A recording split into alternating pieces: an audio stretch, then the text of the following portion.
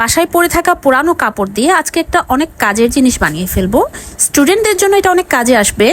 এখানে আমি MDF board নিয়েছি, আপনারা চাইলে কার্ডবোর্ড দিয়েও করতে পারবেন, তবে কার্ডবোর্ড দিয়ে না করে এমডিএফ বোর্ড দিয়ে করলে এটা লং লাস্টিং হবে। এই জিনিসটা বানিয়ে আপনারা এখানে পেন্সিল, কলম, ইরেজার, শার্পনার, স্কেল, সিজার সবকিছু অর্গানাইজ করে রাখতে পারবেন। বিশেষ করে আপনার বাচ্চার এদিক সেদিক এলোমেলো হয়ে পড়ে থাকা জিনিসগুলোকে এখানে গুছিয়ে রাখতে পারবেন। এই চেক কাপড়টা আমার কাছে আগের ছিল, পাশাপাশি লেসটাও ছিল, আর আমার বাচ্চার কিছু পুরানো জিন্সের প্যান্ট আমি এখানে ইউজ করেছি। এগুলো ওদের ছোটবেলার কাপড় ছিল, আর এই কাপড়গুলো দিয়ে আমি আগেও কিছু ডিআইওয়াই ওয়ার্ক করেছি, আপনারা হয়তো দেখেছেন ভিডিওগুলো।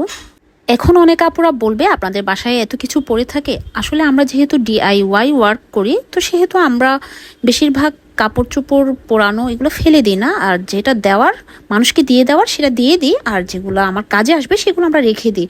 আমরা আমাদের কাজের জিনিসগুলো গুছিয়ে রাখি বা খুঁজে খুঁজে রেখে দিই।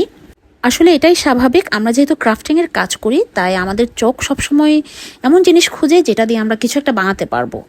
সেজন্য আমরা যা দেখি তাই যদি মনে করি যে এটা কাজে আসবে সেটাকে আমরা গুছিয়ে রেখে দিই।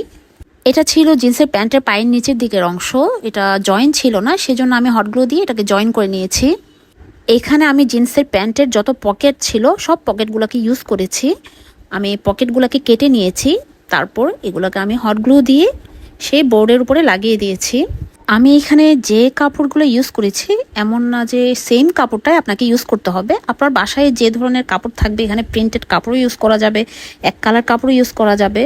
তো যে কোনো কাপড় আপনারা এখানে ইউজ করতে পারবেন, আপনাদের নিজের মতো করে এটাকে আপনারা বানিয়ে নিতে পারবেন। সেম টু সেম আমারটার মতো করে হতে হবে এমন কোনো কথা নাই।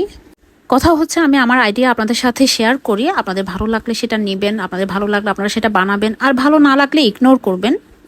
আর আমার সব আইডিয়া আপনাদের ভালো লাগবে এমন কোনো কথা নাই, আপনাদের ভালো নাও লাগতে পারে। আমার সব কাজ পারফেক্ট হবে, 100-এ 100 হবে এমন কোনো কথা নাই। কোনো মানুষেরই সব কাজ পারফেক্ট হয় না, 100-এ 100 হয় না, ভুল ত্রুটি থাকে, এটাই স্বাভাবিক। তবে আমি সবসময় আমার বেস্ট দেওয়ার ট্রাই করি। আমার সব কাজ আপনাদের ভালো লাগবে এমন কোনো কথা নেই। আপনাদের ভালো না লাগলে অবশ্যই আমাকে বলবেন যে আপু এই জায়গাটা এমন করে করলে ভালো হবে, বা এদিকে একটু কম ভালো হয়েছে। আমি এটা স্বাভাবিকভাবে নিই, কিন্তু অনেকে খুব বাজে করে বলে। যাই হোক, এখন আমি অ্যাক্রিলিক পেইন্ট দিয়ে এই লেখাটা এখানে লিখে নিব। এটা চাইলে আপনারা স্কিপও করতে পারবেন, কেন যেন আমার মনে হলো এই লেখাটা এখানে লিখে দিলে খুব ভালো দেখাবে।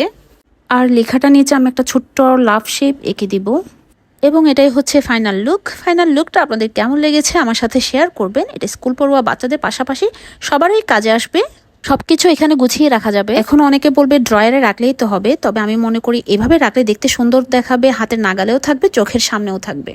যাই হোক, সবাই ভালো থাকবেন, সুস্থ থাকবেন, তানজানাস ক্রিয়েশনসের সাথেই থাকবেন। আজকের মতো আল্লাহ হাফেজ।